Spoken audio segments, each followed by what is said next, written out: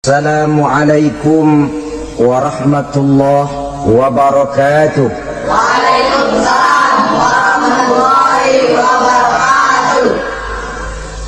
Alhamdulillah wassalatu wassalamu ala sayyidina Rasulillah sayyidina wa maulana Muhammad ibn Abdullah wa ala alihi wa sahbihi wa mawala. La haula wa la quwwata illa billah, amma ba'du. Bapak-bapak, ibu-ibu, saudara-saudara kaum muslimin rahimakumullah. Rumah tangga bahagia menurut agama kita. Sebagaimana yang sama kita maklum bahwa manusia hidup memerlukan idola, memerlukan figur-figur yang akan dijadikan contoh di dalam kehidupannya. Sifat ini dinamakan hubbut taklid atau kecenderungan untuk meniru, dan nampak lebih menonjol pada kehidupan anak-anak remaja atau para pemuda. Siapa yang menjadi idolanya, siapa yang menjadi sentral figur dalam kehidupannya, itulah yang akan dijadikannya sebagai contoh. Kalau idolanya adalah Mick Jagger misalnya, maka tentu yang akan dicontohnya adalah Mick Jagger. Mulai gaya rambutnya, gaya pakaiannya, sampai kepada gaya jalan dan hidupnya. Soal pantas atau tidak pantas urusan nomor 16. Yang penting nyontoh dulu. Inilah kecenderungan daripada manusia. Bagi kita umat Islam, contoh ideal, figur sentral yang sepatutnya jadi idola tidak lain adalah junjungan kita Nabi besar Muhammad sallallahu alaihi wasallam. Beliau menjadi contoh dan panutan oleh karena kepribadiannya yang kompleks.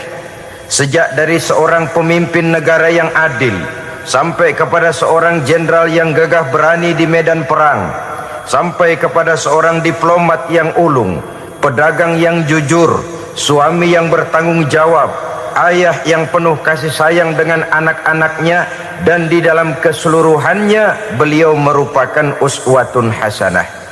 Termasuk dalam membina rumah tangga bahagia, contoh kita tidak lain adalah rumah tangga beliau. Bagaimana sih rumah tangga Nabi kita itu? Beliau berkata dalam dua kalimat yang singkat tapi punya pengertian yang sangat luas dan dalam tentang rumah tangganya. Beliau mengatakan, baiti jannati, rumah tanggaku adalah sorga bagiku. Satu cerminan yang merupakan refleksi dari keadaan yang membawa kebahagiaan. Padahal sepanjang sejarah yang kita baca, rumah beliau kecil saja. Sarapan pagi pun cuma seteguk air zam-zam, sepotong roti, kadang-kadang sebutir kurma. Tidurnya di atas kain kasar yang separuh jadi selimut, separuh jadi alas tidur. Tetapi di tengah kondisi yang semacam itu, beliau sanggup berkata, baiti jannati, rumah tanggaku adalah sorga bagiku. Kenapa kita yang hidup di zaman sekarang, di mana fasilitas sesungguhnya serba lebih menunjang untuk berkata semacam itu, malah kita berkata sebaliknya, baiti nari, rumahku adalah laksana neraka bagiku. Padahal kalau dilihat, rumahnya pun kadang-kadang bertingkat, kendaraan serba berkilat, uang banyak berlipat-lipat, istri pun tak kurang cantik memikat, kadang-kadang jumlahnya 4. Tapi tiap hari kiamat tidak ada ketenangan dan ketentraman di rumah tangga. Saudara hadirin kaum muslimin rahimakumullah, mengapa Rasul sampai mengatakan baiti jannati, rumahku adalah laksana sorga bagiku? Inilah pokok pembicaraan kita pada pertemuan kali ini. Sebagaimana yang kita maklum bahwa nikah dalam pandangan Islam bukan hanya sekedar untuk memenuhi kebutuhan biologis manusiawi, tidak hanya sekedar untuk memperkembangbiakkan keturunan, dan juga tidak pula untuk memperturutkan hawa nafsu. Lebih daripada sekedar itu, nikah dalam pandangan Islam merupakan ibadah. Oleh karena ibadah, maka seluruh tujuan ibadah, apakah dia bernama solat, apakah dia bernama puasa, zakat, sodako, haji dan lain sebagainya, seluruh daripada tujuan ibadah, target utamanya adalah mardatillah atau keridhaan daripada Allah Subhanahu wa taala. Kalau nikah itu ibadah, maka sesungguhnya tujuan utama dari pelaksanaan suatu pernikahan tidak lain hanya untuk mencari keridhaan dari Allah Subhanahu wa taala. Bukankah kalau kita tanya tiap orang yang melakukan nikah, kenapa sih kamu nikah dengan dia? Jawabannya bisa macam-macam. Yang umum, karena saya cinta dia. Ada yang berkata, karena saya ingin mendapat ketenangan hidup. Ada yang bilang, karena saya ingin hidup teratur. Ada yang mengakui, karena saya ingin dapat keturunan dan lain sebagainya. Tetapi sesungguhnya menurut ajaran agama, kalau nikah merupakan ibadah, jawaban intinya ialah saya melakukan nikah untuk mencari keridhaan dari Allah Subhanahu wa taala. Ini konsekuensinya kalau nikah merupakan bagian daripada ibadah. Rumah tangga yang didirikan atas dasar mencari keridhaan Allah, maka akan diwarnai oleh nilai-nilai luhur daripada ajaran agama. Tanpa harta orang memang sulit untuk bahagia, tapi harta bukan jaminan orang lalu akan bahagia. Harta pada suatu saat akan berakhir, kecantikan akan berkurang, pangkat dan jabatan akan sampai kepada batasnya. Tetapi agama, keyakinan, nilai-nilai iman, itulah pegangan kita yang kekal dan abadi. Sebab itu dalam surah Ar-Rum ayat ke-21 Allah Subhanahu wa taala menjelaskan, "Wa min ayatihi an khalaqalakum min anfusikum azwajan litaskunu ilaiha wa ja'ala bainakum mawaddatan wa rahmah." Dan di antara tanda-tanda kebesaran Allah, dijadikannya bagimu istri-istrimu dari diri kamu sendiri, litaskunu ilaiha, agar kamu bisa hidup tenang bersamanya, wa ja'ala bainakum mawaddatan wa rahmah, dan dijadikannya di antara kamu rasa cinta dan kasih sayang. Umumnya pernikahan terjadi karena mawaddatan warahmah ini, cinta dan kasih sayang. Atas dua dasar itulah rumah tangga didirikan orang. Atas dasar itulah seorang laki-laki dan seorang perempuan memadu janji untuk membagi suka dan duka dalam hidup ini secara bersama-sama. Namun kalau kita renungi ayat ini, Allah tidak hanya menjadikan cinta, tapi Allah juga menjadikan kasih sayang. Apa bedanya cinta dan kasih sayang? Apa bedanya mawaddatan warahmah ini? Saudara, mawaddah yang artinya cinta, itu sasarannya biasanya adalah jasmani, kecenderungan biologis. Itu akan berakhir.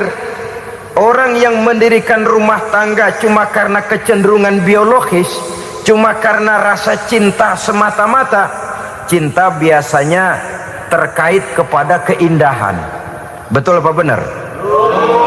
Biasanya orang mudah jatuh cinta kepada sesuatu yang punya nilai keindahan. Makanya anak muda jarang yang jatuh cinta sama nenek-nenek. Cinta selalu memandang segi keindahannya. Ini yang namanya mawaddah. Allah tidak mengingkari itu, silakan. Bahwa manusia secara naluri senang kepada serba keindahan, wajar-wajar saja. Tetapi tidak cuma mawaddah, Allah juga menciptakan rahmah, kasih sayang. Mawaddah mungkin ada akhirnya, tapi rahmah tidak akan pernah ada akhirnya. Kalau mawaddah adalah berkecenderungan kepada biologis, jasmaniah, maka rahmah kecenderungan kepada nilai-nilai rohani, kepribadian, kejiwaan dan lain sebagainya.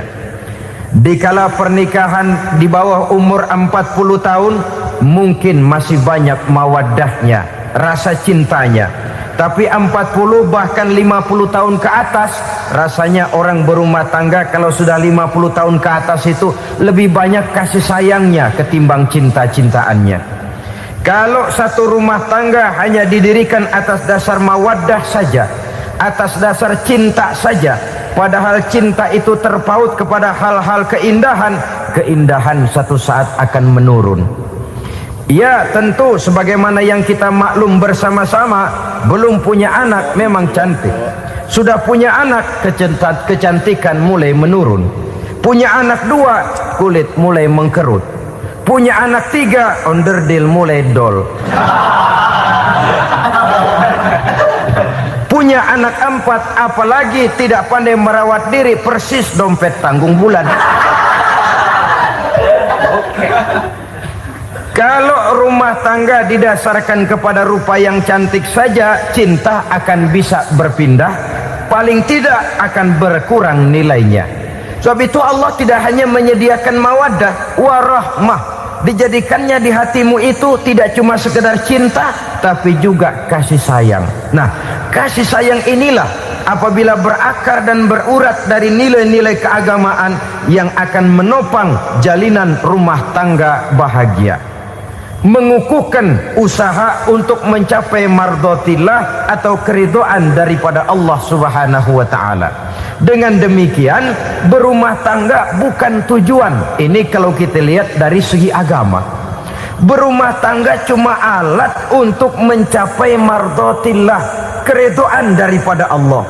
Seorang suami yang pergi pagi pulang sore peras keringat banting tulang mencari nafkah untuk menghidupi keluarganya, kalau niatnya untuk mardhatillah maka pergi usahanya adalah ibadah. Sementara si suami pergi berusaha, istri di rumah mendoakan suaminya, itu juga merupakan bagian daripada ibadah.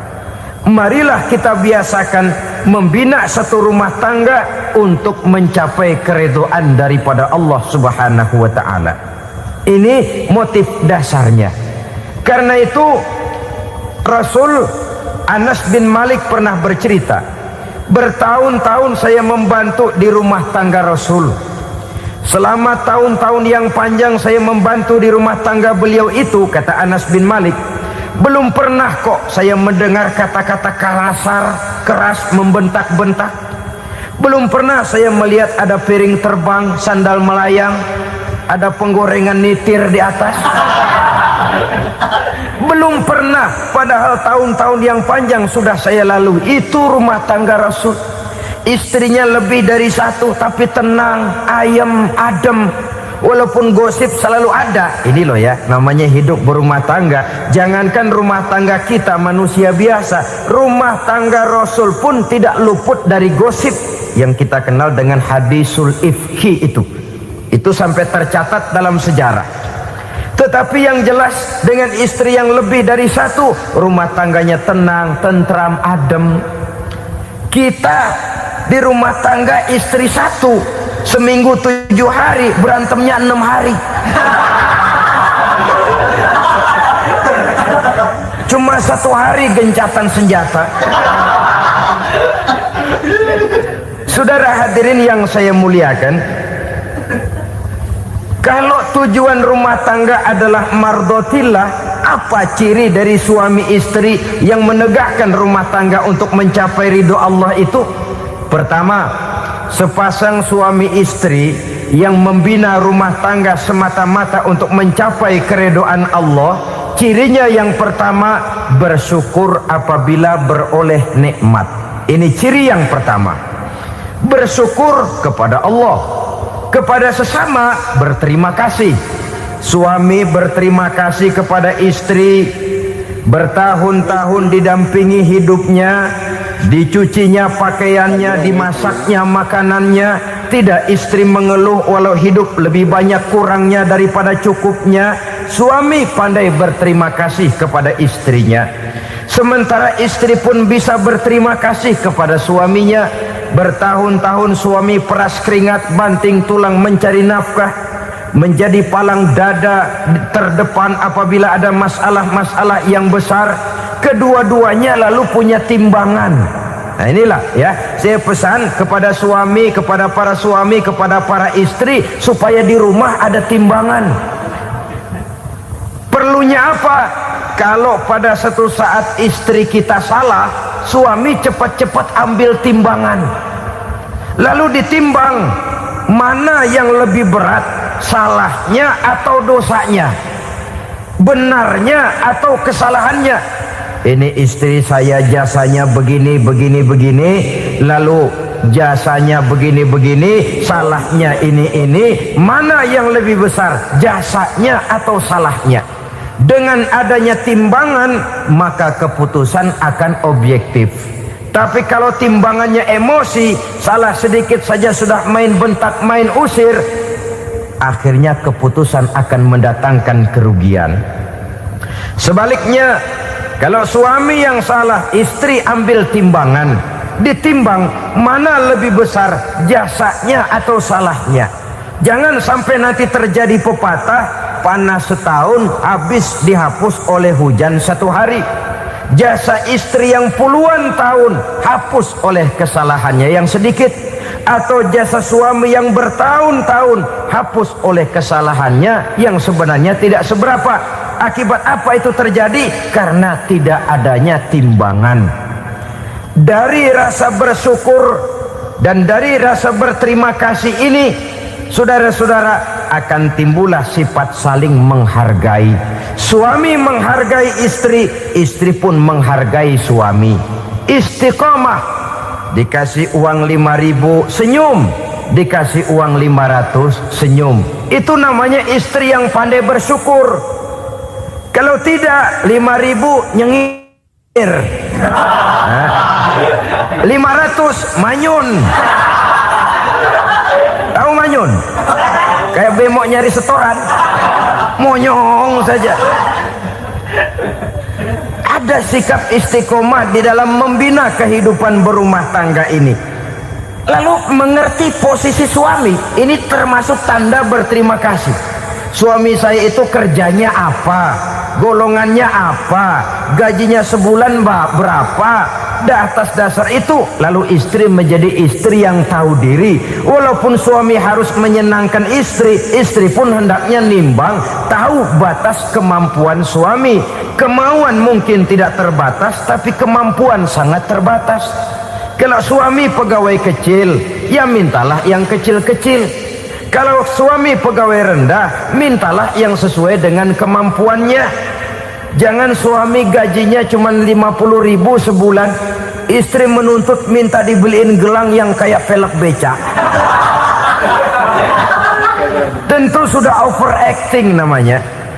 Saudara hadirin yang saya muliakan, kunci awalnya bersyukur kepada Allah. Kalau sudah bisa berterima kasih kepada manusia, hati ini akan mudah bersyukur kepada Allah. Rumah tangga yang pandai bersyukur, berapapun kecilnya nikmat, bukan kecilnya yang dia lihat, tapi karunia Allah yang dinilai.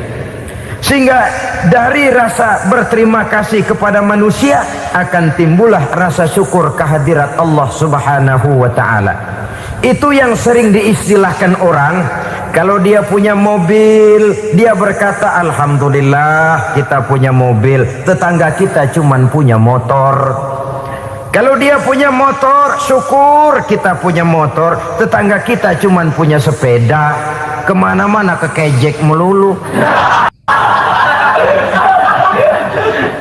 Kalau dia punya sepeda, alhamdulillah punya sepeda, tetangga kita sebelah nggak punya apa-apa, kemana jalan kaki saja. Kalau dia jalan kaki, alhamdulillah kita masih bisa jalan. Tetangga kita sebelah lumpuh bertahun-tahun nggak kemana-mana. Kalau dia lumpuh, alhamdulillah kita masih hidup. Tetangga kita kemarin mati nggak balik lagi.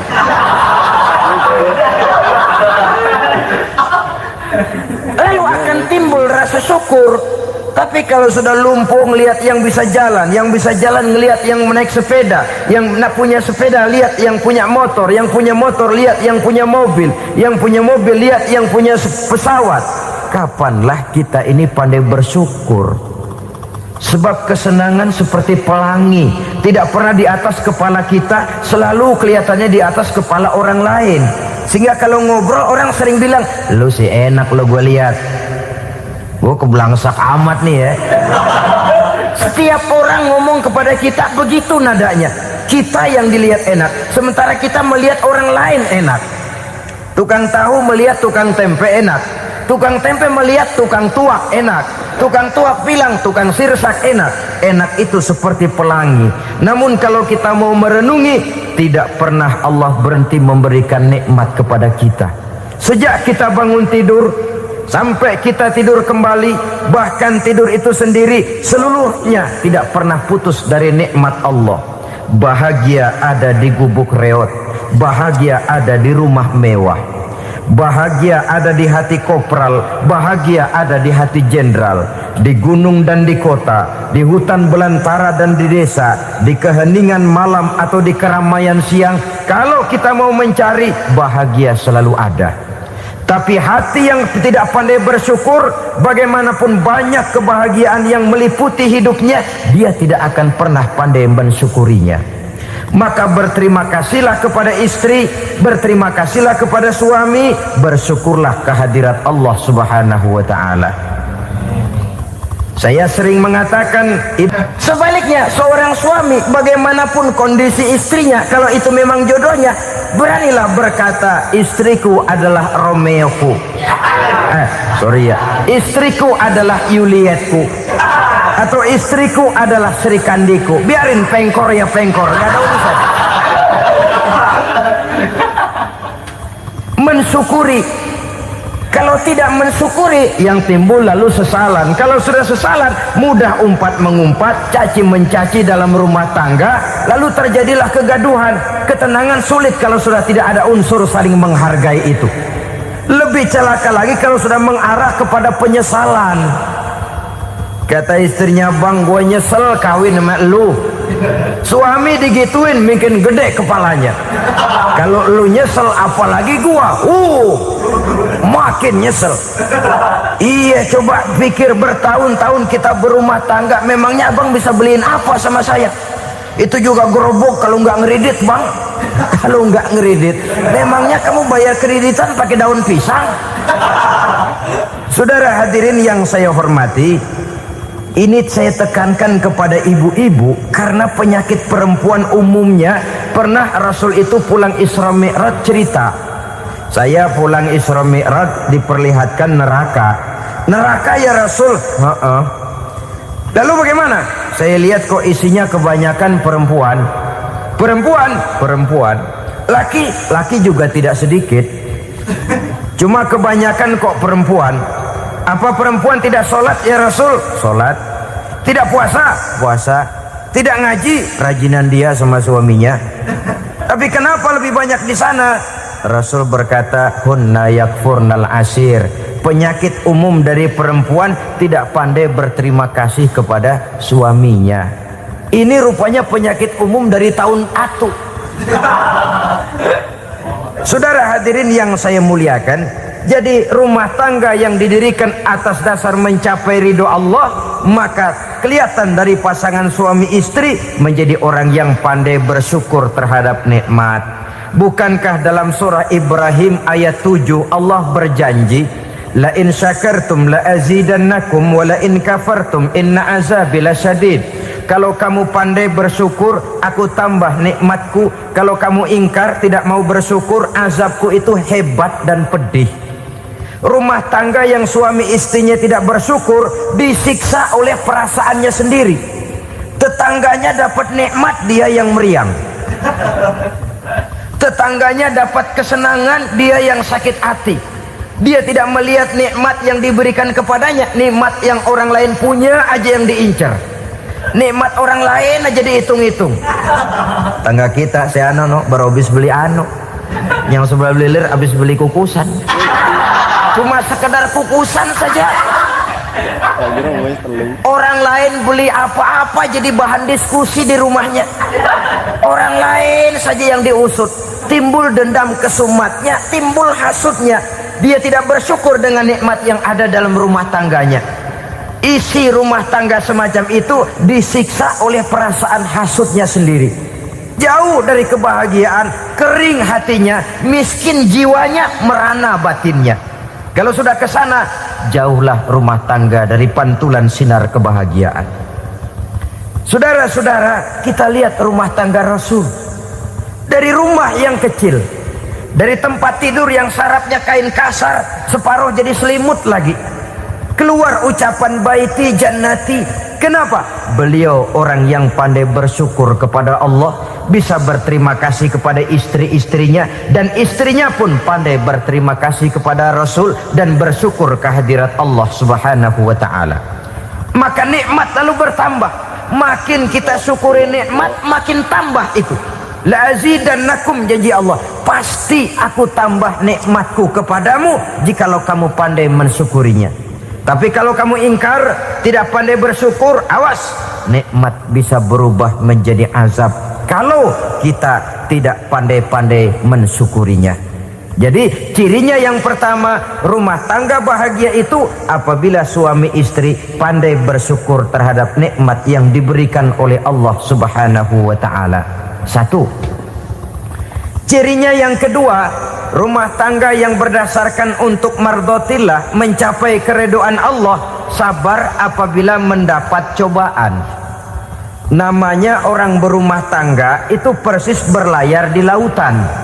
Suami istri adalah dua orang yang memegang kemudi. Kalau berlayar ombak tenang, angin bertiup sepoi-sepoi basah, lalu bila malam datang bulan bersinar, bintang gemintang gemerlapan, berlayar memang nikmat. Tapi satu saat angin puting beliung bertiup, gelombang menggunung, halilintar menyambar, kemudian petir berkilat.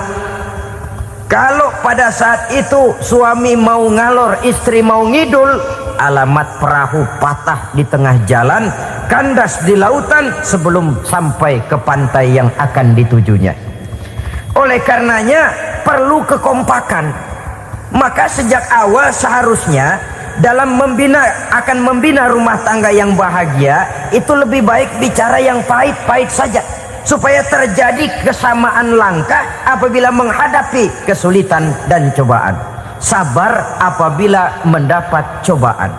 Rumah tangga seperti kapal di lautan tadi tidak akan sunyi dari hantaman gelombang, tidak akan sepi dari tiupan angin topan, dari kilatan petir, dari sambaran halilintar. Baik suami, baik istri harus sabar menghadapi kesulitan. Kadang kesulitan dari segi ekonomi, kadang kesulitan dari segi mengarahkan dan mendidik anak-anak, kadang kesulitan karena banyak orang yang hasut dengan kita, kadang kesulitan berbagai macamlah yang menyebabkan kesulitan. Rumah tangga yang bertujuan mencapai ridho Allah sabar menghadapi segala macam kesulitan. Saudara-saudara kaum muslimin rahimakumullah, kesulitan adalah bagian daripada perjalanan hidup. Siapa orangnya yang tidak pernah menemukan kesulitan dalam kehidupan? Rasanya hampir tidak ada. Dan memang kesulitan bukan untuk ditakuti. Kesulitan justru untuk diatasi, dicarikan jalan keluarnya. Begitulah suami istri yang bertujuan mencari ridho Allah. Manakala suami berada dalam kesulitan, istri mencarikan jalan keluar atau berusaha memberikan jalan keluar. Sebaliknya, manakala istri dalam kesulitan, suami bisa mencarikan jalan keluarnya. Sabar dalam menghadapi segala macam kesulitan. Dalam surah Luqman ayat 17, Allah Subhanahu wa ta'ala berfirman, "Wasbir ala ma asabak, inna dzalika min azmil umur." Dan bersabarlah terhadap apapun yang menimpa kamu. Bersabarlah terhadap segala kesulitan yang kamu hadapi, karena sesungguhnya yang demikian itu merupakan sebagian dari perkara-perkara yang telah ditetapkan oleh Allah Subhanahu wa ta'ala. Saudara-saudara kaum muslimin yang berbahagia, kunci sabar sesungguhnya terletak pada keyakinan bahwa segala sesuatu berasal dari Allah dan segalanya akan kembali kepada Allah Subhanahu wa ta'ala. Rumah tangga yang sabar di dalam menghadapi kesulitan-kesulitan biasanya akan lebih mudah mencari jalan keluar. Tapi kalau sedikit kesulitan datang, kita tertimpa oleh kepanikan, oleh kegelisahan, dan oleh ketakutan yang tidak beralasan, maka kesulitan itu bukan saja tidak dapat diatasi, malah rasanya akan menjadi semakin besar di dalam kehidupan kita. Tidak ada rumah tangga yang tidak pernah berhadapan dengan kesulitan, bagaimanapun besarnya rumah tangga itu. Itulah sebabnya kita memerlukan orang lain. Hidup berumah tangga itu seperti orang punya mata. Kalau mata kita kelilipan, kalau mata orang lain kelilipan, gampang kita tiup. Tapi kalau mata kita sendiri yang kena kelilipan, tentu kita memerlukan orang lain untuk meniupnya. Oleh karenanya, suami istri harus saling mencarikan jalan keluarnya. Walaupun kerjanya berbeda, suaminya pergi mencari nafkah, istrinya berdoa di rumah. Kalau perlu melakukan sholat duha, mendoakan agar usaha suaminya dimudahkan, dan begitu selanjutnya. Sehingga dengan adanya kebersamaan, walaupun tidak selalu bersama-sama, maka masing-masing melaksanakan tugas dengan tenang dan merasa yang satu berbuat untuk kepentingan yang lain. Inilah cirinya yang kedua, sabar bila mendapat dan berhadapan dengan segala macam kesulitan. Kadang orang mendapat kesulitan itu berkeluh kesah. Bukan berkeluh kesah, tapi mencari jalan keluar dan mengambil hikmah yang ada di dalamnya apa. Karena bukan kemudahan, kesulitan yang membuat orang dewasa. Bukan kemudahan, tapi kesulitan yang membuat orang berpikir, dinamis, kreatif. Kalau seluruh jalan yang kita tempuh mudah saja, gampang saja, rasanya monoton kita ini. Kehilangan dinamika dalam perjuangan. Kesulitan yang membuat orang matang, kesulitan yang menempa kepribadian untuk lebih dewasa menghadapi bahtera kehidupan, membuat pandangan makin arif, wawasan makin luas, dan analisa semakin tajam. Sama saja dalam hidup. Sesungguhnya pujian sering menjadi racun, dan caci maki kalau kita tanggapi secara positif sering membuat kita makin dewasa. Jarang orang berpikir kalau dipuji, tapi baru dia merenung dan mencari diri setelah dicaci maki dan dikritik habis-habisan. Walaupun watak umum manusia senang dipuji, marah kalau dicaci maki. Biasanya kalau ketemu cewek cakep, kita bilang, "Kamu cakep deh." Dia paling bilang, "Ah, abang bisa aja." Walaupun dia bilang, "Ah, abang bisa aja," hidungnya mah tetap mekar. Senang kalau dipuji. Itu kecenderungan manusia. Marah kalau dicaci maki, marah kalau dikritik. Tapi sesungguhnya pujian sering jadi racun, caci maki sering jadi obat. Orang takut minum obat karena pahitnya, padahal efeknya itu akan lebih memberikan kesehatan kepadanya. Orang takut menghadapi kritik, orang takut dan tidak ingin dicaci maki, padahal itulah yang sesungguhnya menjadi cambuk kalau tidak dia salah tanggap, menjadi sugesti yang mendorong dia lebih maju lagi. Karena memang bukan pujian, tapi caci maki dan kritik yang membuat kita makin berpikir tajam. Jadi rumah tangga yang berhadapan dengan kesulitan demi kesulitan, biasanya kalau ditanggapi dengan sabar akan makin mengokohkan fondasi rumah tangga itu sendiri. Tapi kalau kesulitan dihadapi dengan tidak sabar, lalu mencari jalan pintas, kesulitan ekonomi, kebetulan istrinya cakep, istrinya disuruh ngojek. Dah lu ngojek aja deh, gua nungguin setoran dah. Suami tapak di rumah. Saudara hadirin yang saya muliakan, buat sepintas memang mendatangkan materi itu, mengatasi kesulitan ekonomi, tapi apakah bahagia? Walaupun rumah bisa jadi besar, perabotan bisa serba lebih lengkap dan ada, tapi apakah semuanya mendatangkan bahagia? Sementara suami kehilangan rasa cemburunya, dan dalam agama itu disebut dayus. Dayus, suami yang tidak punya rasa cemburu kepada istrinya. Dan orang dayus kayak begitu, haram mendapat bau sorga. Bau sorga saja tidak dapat, apalagi masuk ke dalamnya. Ya tapi juga jangan lantas mentang-mentang harus cemburu sama istri, overacting. Suaminya nawar sayuran, laki pulang ngomel, lu pacaran ya sama tukang sayur. Itu juga over, saudara-saudara. Kesulitan ekonomi diatasi dengan sabar. Sabar dalam arti berusaha dengan tidak mengambil jalan pintas, berusaha tetap berada di jalan yang diridhoi oleh Allah. Ini yang jadi problema ini rumah tangga sekarang ini, kesulitan ekonomi, di mana lapangan kerja sulit, di mana persaingan hidup tajam, sedangkan kita hidup ingin seperti orang lain. Kita mudah gelap mata, mudah picik pandangan, mudah sulit pertimbangan, lalu mengambil jalan pintas. Kadang menjual akidah, menjual keimanan.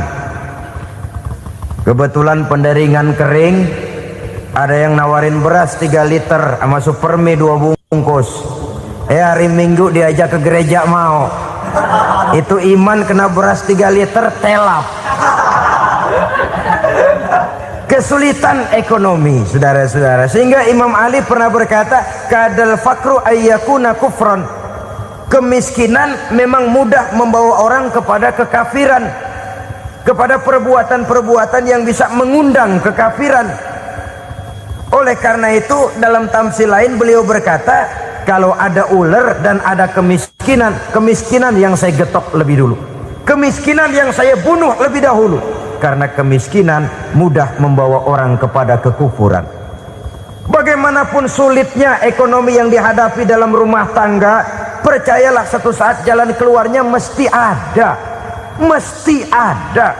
Jangan sampai mengambil jalan pintas yang membuat kita keluar dari jalan yang ditinjau dari segi kemasyarakatan pun mendatangkan aib, ditinjau dari kehormatan berkeluarga pun mendatangkan nista, ditinjau dari segi ekonomi pun barangkali tidak akan mendatangkan kelimpahan materi. Jalan pintas pada umumnya, saudara-saudara, hanya memberikan kenikmatan yang sekejap. Dan apalah itu artinya kalau harus mengorbankan kesenangan yang abadi dan kekal. Kadang-kadang mengorbankan anaknya sendiri, anaknya dikomersilkan. Pokoknya siapa yang nyamper lu berangkat aja dah. Asal pulang nenteng pisang sama jeruk sebongsang, orang tua udah anteng aja udah.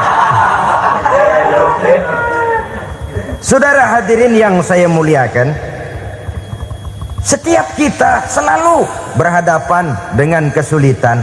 Karena itu rumah tangga yang bertujuan mencapai mardhatillah, mereka sabar dalam menghadapi kesulitan. Tidak ada beras, puasa saja, puasa sunnah.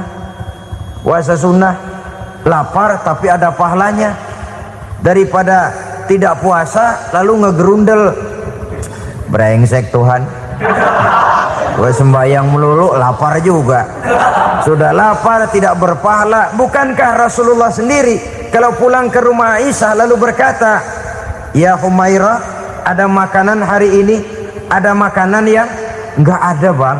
Alhamdulillah kalau begitu saya puasa. Pulang dari mana-mana perut lapar, mau makan tidak ada makanan, bukan marah, bukan ngamuk, puasa. Maka boleh puasa sunnah, niatnya udah siang, jam 10, jam 11, asal dari pagi belum makan apa-apa. Niatnya jam 10, sah, dengan catatan dari pagi belum makan apa-apa. Jangan sudah sepiring setengah baru niat, itu lain. Itu ngojek namanya itu. Pengertian dalam kesulitan. Satu malam beliau pulang dari masjid agak larut. Habis ngajar banyak yang bertanya, ketuk pintu, assalamualaikum. Assalamualaikum. 3 kali beliau memberi salam, tidak ada jawaban, tidak dibukakan pintu. Rupanya istri beliau lelah bekerja di waktu siang, tidurnya pules benar. Marahkah Rasul? Tidak. Beliau gelar sorban, tidur di depan pintu. Asraful anbiya wal mursalin ini, Rasul termulia ini, karena menghargai istrinya, tidur di depan pintu. Sampai Aisyah bangun sepertiga malam, terkejut buka pintu, suaminya ada di depan pintu. Beliau bangunkan. Ketika dibangunkan, Rasul lebih dulu berkata, maaf sayang, saya pulang terlambat. Sudah nggak dibukain pintu, tidur di depan, dibangunin, beliau duluan yang minta maaf. Pengertian. Kalau emosi, memang nggak dibukain pintu, tidur di depan. Begitu dibukain, yang enak kita tunjuk jidatnya.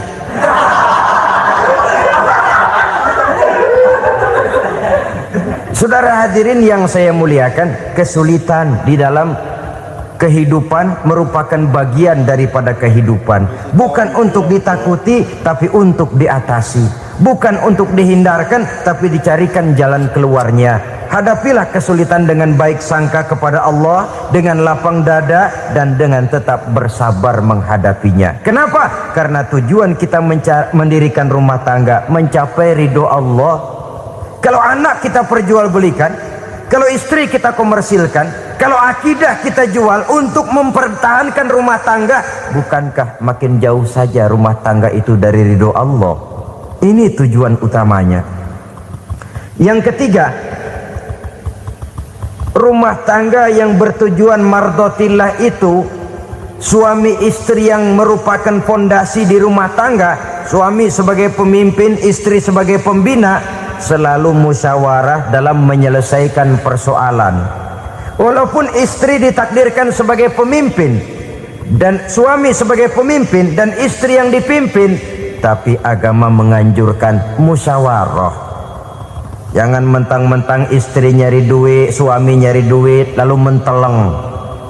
Segalanya mau diktator, segalanya mau sendiri. Rumah tangga yang bertujuan mencapai ridho Allah selalu didirikan atas dasar musyawarah.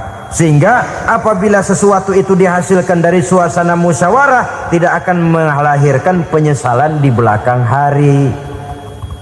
Kalau tidak, berjalan menurut seleranya masing-masing, belakangan timbul penyesalan, akhirnya main salah menyalahkan. Kalau sudah saling salah menyalahkan, itu artinya sudah saling mengungkit kekurangan masing-masing. Akibatnya tidak ada lagi saling menghargai. Jadi dengan demikian musyawarah di dalam menyelesaikan persoalan. Menghadapi kesulitan ekonomi, musyawarah. Menghadapi kenakalan anak, musyawarah. Akan membeli ini dan itu, sebaiknya juga musyawarah. Kalau merupakan hasil musyawarah, maka saudara-saudara, hasilnya pun akan dihadapi oleh bersama. Enak rasakan bersama, tidak enak rasakan bersama. Kenapa? Tadinya musyawarahnya bersama-sama juga. Lah kalau hasil sendirian, giliran enak mungkin yang satu mau ikut, giliran tidak enak yang satu nuding. Gua kata juga apa? Kan begitu akibatnya kalau tidak berdasarkan musyawarah lebih dahulu. Maka insya Allah hasil musyawarah ini setidaknya tidak akan mendatangkan sesalan di belakang hari nantinya. Saudara-saudara kaum muslimin rahimakumullah, ciri yang keempat, sepasang suami istri yang bertujuan mencapai ridho Allah dalam upaya mencapai rumah tangga bahagia itu tawakal apabila mempunyai rencana. Tawakal berserah diri kepada Allah. Bukan berserah diri dalam artian mutlak yang mengarah kepada fatalism atau predestination. Kita sering mengartikan tawakal secara salah. Belum apa-apa sudah menyerahkan diri kepada Allah. Emang semuanya terjadi menurut maunya Allah dah. Gak usah ngapa-ngapain, bagaimana Tuhan aja dah. Lapar juga nggak usah makan, kalau takdirnya kenyang pan kenyang. Ya udah lapar terus kita. Makan dulu, perkara nanti kenyang apa tidak itu baru tawakal. Kalau sakit ke dokter, soal sembuh atau tidak baru tawakal. Artinya usaha itu ada. Setelah suami berusaha, istri berusaha, selebihnya tawakal. Apa perlunya tawakal? Apabila berhasil tidak lupa daratan, apabila berhasil tidak lupa diri, apabila gagal tidak putus asa. Sehingga dengan demikian dari tawakal ini lahirlah pondasi yang kokoh membina rumah tangga yang bahagia dalam upaya mencapai keridhaan daripada Allah Subhanahu wa taala. Apapun yang kita laksanakan di rumah tangga, tujuan intinya tetap untuk mencapai keridhaan Allah. Beli kendaraan untuk mencapai ridho Allah, lalu dipakai ngaji, dipakai ke masjid dan sebagainya. Beli peralatan rumah tangga untuk mencapai ridho Allah, mendidik anak untuk mencapai ridho Allah, membantu keluarga untuk mencapai ridho Allah, dan begitu selanjutnya. Tawakal apabila mempunyai rencana. Kemudian cirinya yang kelima, suami istri yang bertujuan mencapai ridho Allah selalu mempererat silaturahmi. Sebab seperti sudah saya sampaikan pada pertemuan terdahulu, dalam berumah tangga itu ada orang tua, ada mertua. Itu cuma perbedaan istilah, tapi hakikatnya adalah sama. Jangan karena perbedaan istilah lalu menyebabkan kita berbeda sikap.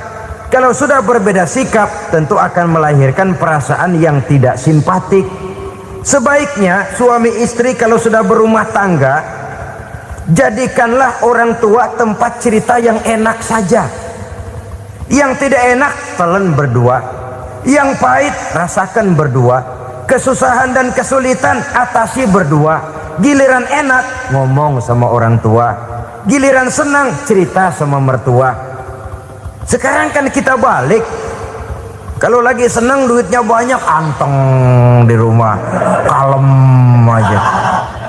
Tapi lalu waktu susah, waktu susah, cerita kepada orang tuanya, cerita kepada mertuanya. Lalu kapan kita mau menyenangkan orang tua?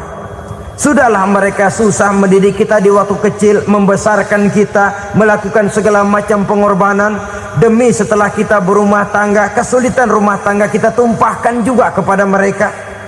Pererat silaturahmi dan usahakan agar seluruh keluarga hanya menjadi tempat kita cerita yang enak-enak saja. Istilah sehari-harinya, kalau di rumah kita makan sama sayur bayam, keluar rumah diem, malah seluitan. Tetangga tanya, lu makan kayaknya enak banget apa sih? Daging ayam.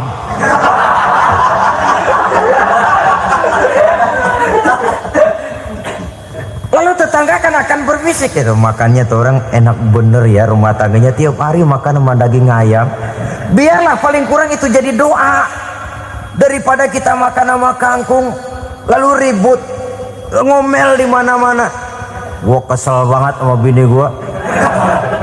Di warung ceritanya lagi.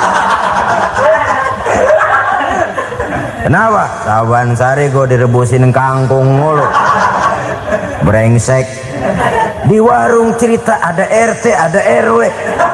Gara-gara makan sama kangkung se-RT tahu. Akhirnya mungkin kalau kita berangkat orang hitung dari jauhan. Lihat, kangkung liwat gitu.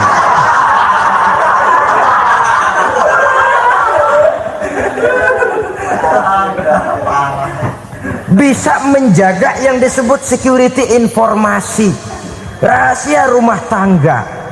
Bahkan pernah saya berikan contoh karena ingin menghargai. Suami beliin kain batik buat istrinya, istri tahu begitu sepintas nih kain jelek nih, tapi karena mau menyenangkan suaminya dia bohong. Bagaimana bu kain yang bapak beliin? Aduh bagus bener pak, bagus sekali itu kain. Warnanya pak emang yang model begitu tuh. Tetangga kita mana ada yang pakai kain begitu pak?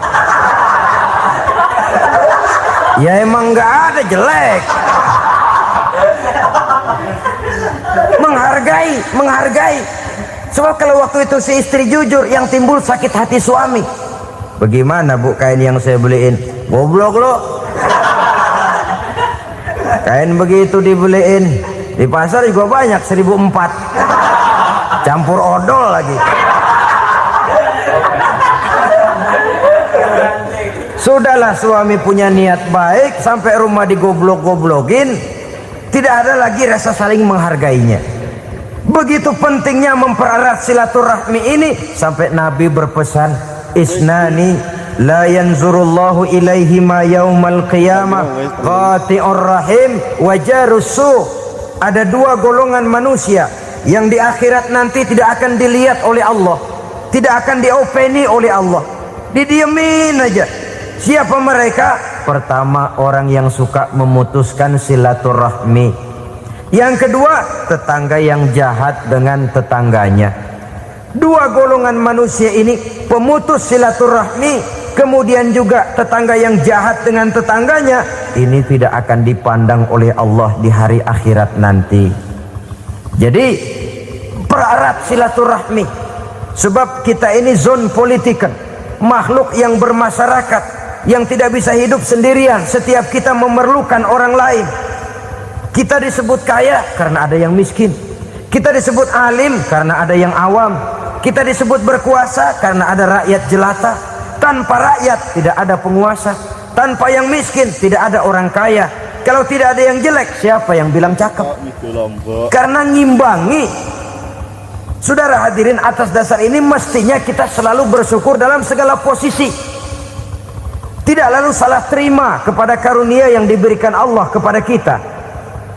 Saudara hadirin yang saya hormati, pererat silaturahmi, jadikan orang-orang tua kita tempat kita cerita yang enak-enak saja. Yang tidak enak, telan sendiri, usahakan sendiri, carikan jalan keluarnya sendiri. Setidaknya ya diam sajalah. Kalau belum bisa membalas budi baik orang tua, setidaknya jangan menyakiti hati orang tua kita. Sudah lelah dan payah dia mengasuh kita, membesarkan kita, merawat kita, demi setelah kita berumah tangga, seluruh kesulitan kita bawa lagi kepadanya. Karena itu buat para istri juga ini perhatian. Kalau dimarahi suami, jangan cepat-cepat pulang ke rumah orang tuanya. Nggak boleh diomelin dikit, main buntal aja. Gua pulang dah. Pulang. Sampai sana cerita habis-habisan, dikucek kejelekan suaminya. Nanti 2-3 hari balik aja lagi. Kan nggak lucu jadinya. Saudara hadirin, begitu juga suami. Mencaci maki habis istrinya, 2-3 hari baik aja lagi. Konyol, istrinya sudah dicaci maki habis-habisan, dijeleki leluhur-leluhurnya, 2-3 hari baik lagi, mesraan lagi. Kata bininya dalam hati, gua lu jelekin juga, lu pakai juga, payah.